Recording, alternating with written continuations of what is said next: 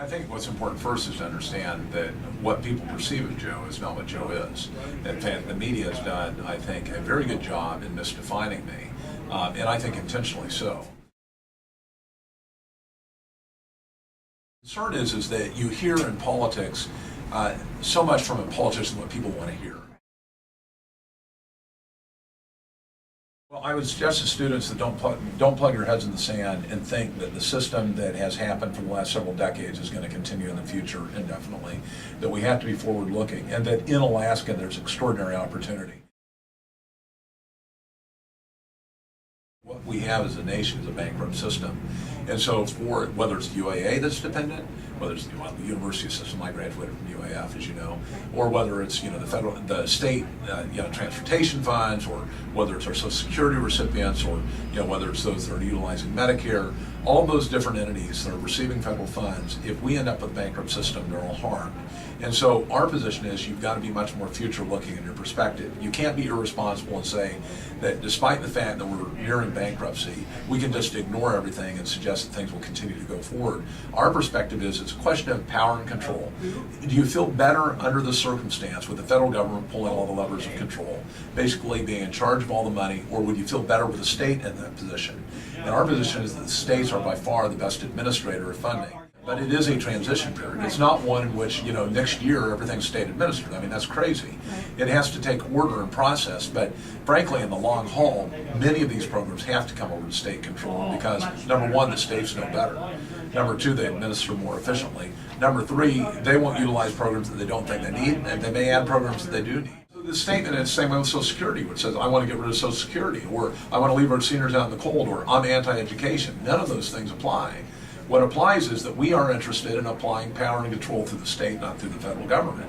That doesn't mean these things go away. It just means who has the power. Do you want a bureaucrat in D.C. doing it, or do you want somebody closer at home that you can have influence on? We aren't in any way saying that there aren't going to be belt-tightening measures that take place in the future. We know it's imperative, just because of where we're at fiscally as a nation.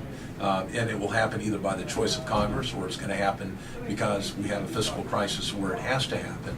And anybody that suggests it won't happen, all they have to do is look at the example of Greece.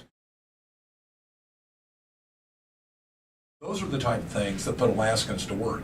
Those are the type of things that can put future generations to work, and yet that's just barely even scraping the bucket right there. I mean, the Beaufort and Chukchi, what about ANWR? What about MPRA? What about Donlin? What about the coal development across here in Anchorage? I mean, there are so many different resource developments that are available in this state that could put tens of thousands of people at work. I mean, not just creating an economic engine for this state, but for the entire United States. I'm unequivocally pro-life. I think it's the only logical, consistent position. So, if you say there's an independent life, then it doesn't matter how that life was formed. When we're talking about something that's a threat to our national security, we ought to be laser focused in eliminating that threat, but without this idea that we're going in to change a whole system of governance in a nation. It's not an appropriate use of our armed forces. It's not why I joined. It's not why the vast majority of men and women joined the armed forces to impose democracy.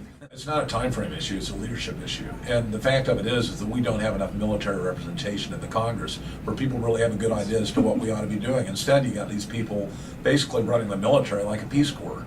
And that's not the way it's supposed to be done. So I think that there can be changes in strategy designed to shorten the time frame, but I'm against artificial time frames being imposed. I think that's entirely the wrong approach.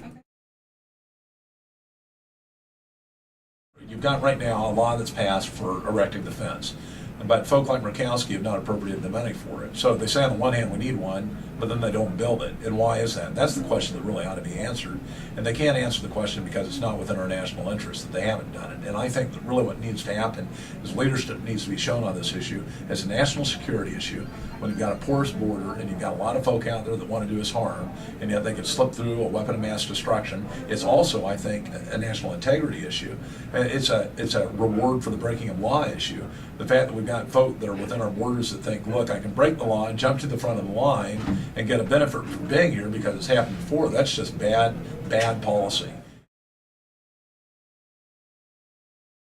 Well, I think people have got to be informed, and clearly we've got to have good sciences to making sure that things don't hurt us. But I mean, I'm a pro-science guy, so I think that the science, when it's used effectively, can bring much benefit to culture and to humanity. And so, but I'm also a guy that likes information, so you better tell me if you're giving me frankenfish for dinner.